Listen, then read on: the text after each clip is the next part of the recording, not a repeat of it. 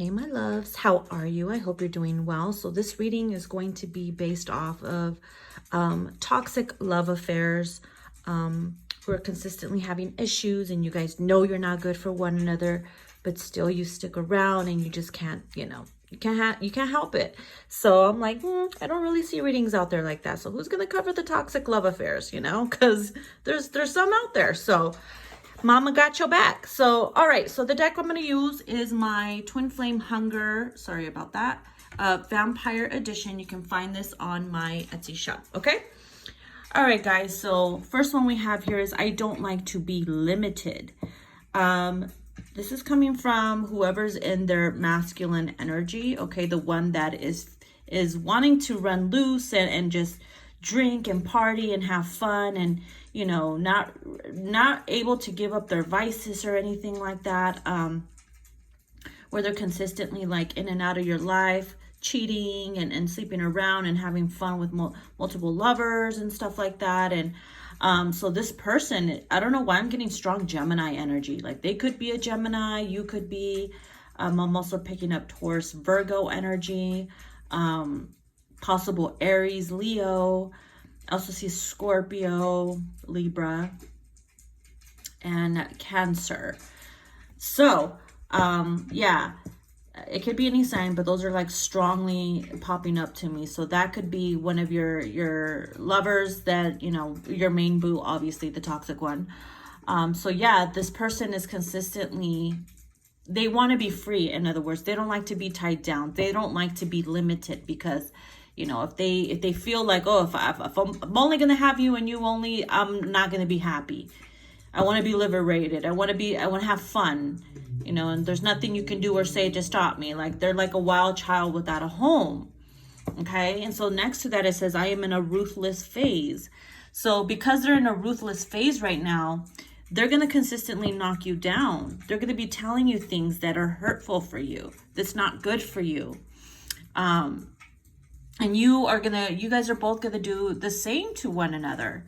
You know what I mean? So I thought it was pretty funny when I was shuffling the cards that these two cards came out. This one came out first, and then the rest of them did, and then this one came out. But I put them in the order that I felt like it was telling me the story. So buffet here is about feeding off of multiple lovers, which means, obviously, you could be doing the same thing, for revenge or to get them back or to get them off your mind. And they're doing the same thing because they want to be wild. They want to be free. They don't want to be tied down or limited.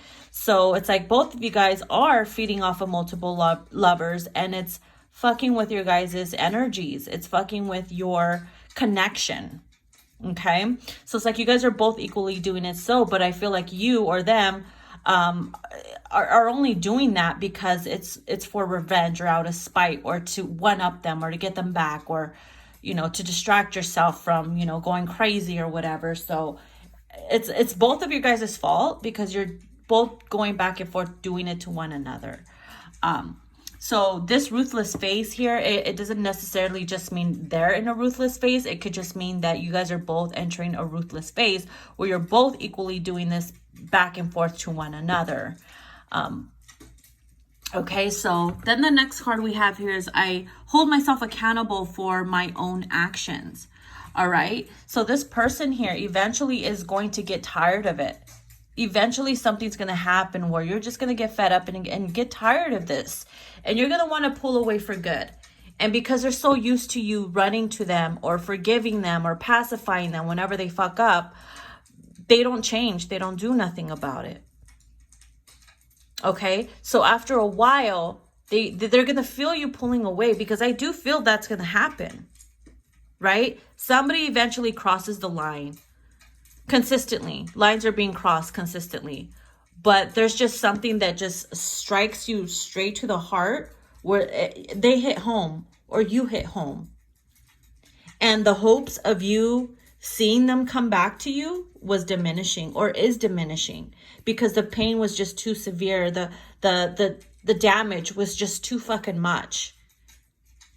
It's like a disaster, a beautiful disaster. So they know that you could have gone through something. Whether I don't know why I'm picking up either somebody got knocked up, It could have been you. Maybe you lost the child and they acted ruthless about it. They acted like they didn't care. And that really fucked you up inside. It really hurt you, because I even fucking feel like crying right now. And, or it could have been that they could have knocked somebody else up and they pushed you away, or they told you something very hurtful that literally stuck a stake through your heart, that it made you feel like they did. And now this person is seeing what they've done, the damage, the collateral damage that you guys have done to one another. So now they're wanting to hold themselves accountable for the damage that they've done. The blood on their hands. They know that they created the stains, the scars, the wounds, because of the ruthless phase that they were in. Not wanting to be limited, being selfish. You know what I mean? So now they're feeling like this pull towards you. Now that you have pulled away, you have learned some things about one another though. Right? So they are resisting.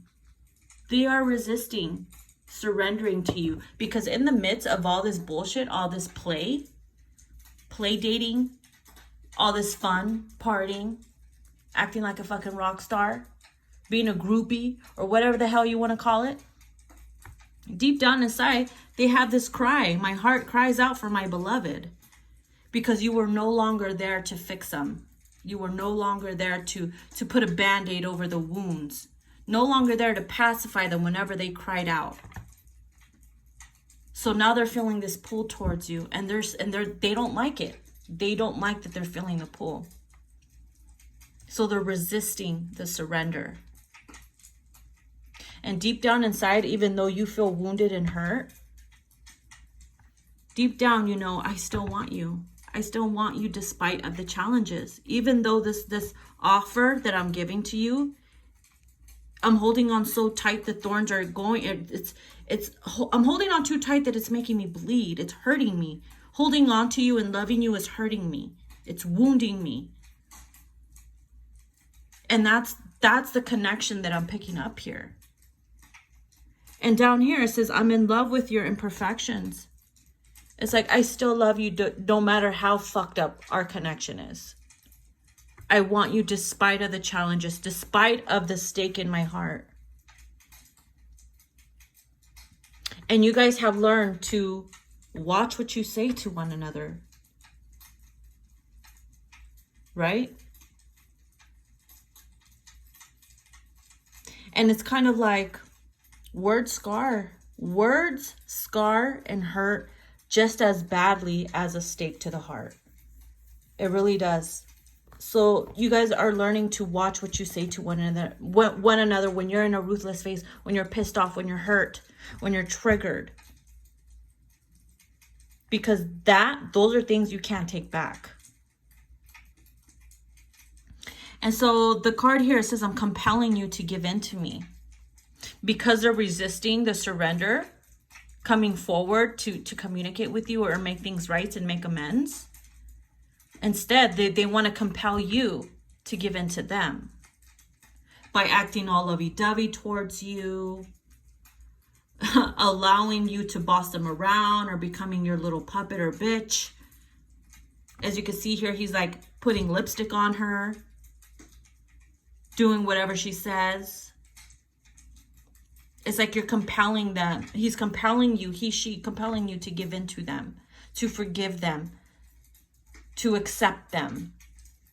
And deep down inside, it's like, you're going to do it. You know you're going to do it. Even though it hurts you. Because you still want them. You love them despite of the challenges and of the imperfections, because you know neither one of you guys are fucking perfect. You're like the most beautiful disaster you've both created. The fucking amazing, disastrous masterpiece.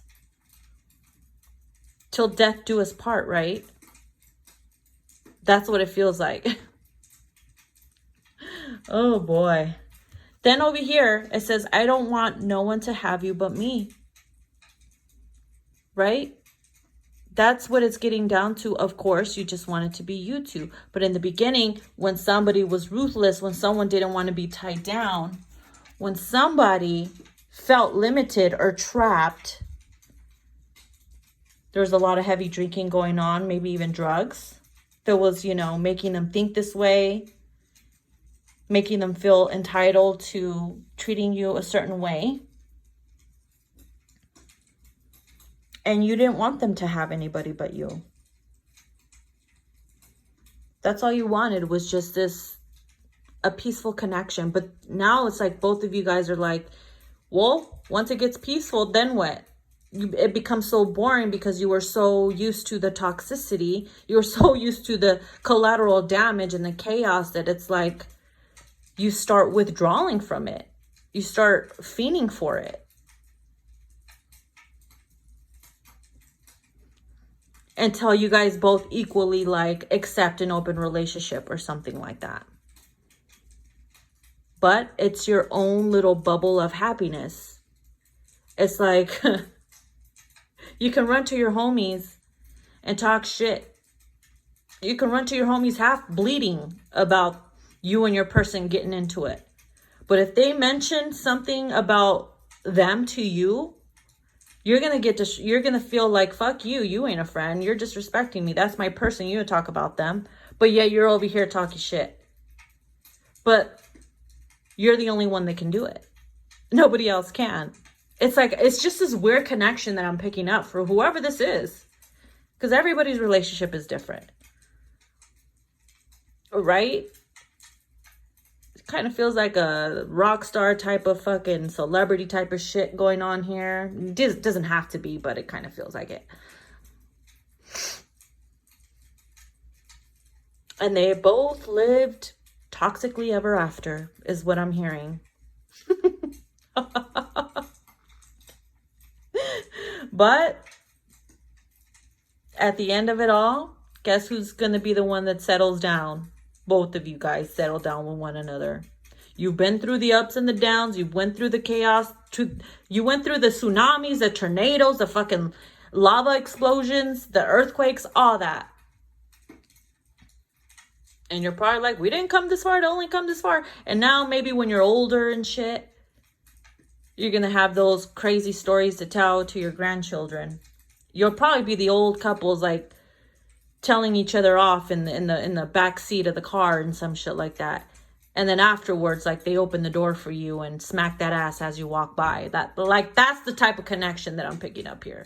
So if this is your relationship, whatever helps you sleep better at night. To each their own. But I feel like somebody needed to hear this. Because if you're feeling like this, oh honey, it ain't over yet. Come on now. That's your toxically ever after. Happily ever after right there.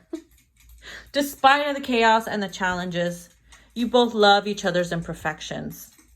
You love the pain. You might be addicted to the pain. So, to each their own, guys. So, yeah, if this sounds like your message, comment down below. If you want to book a personal, all that information is in the description box.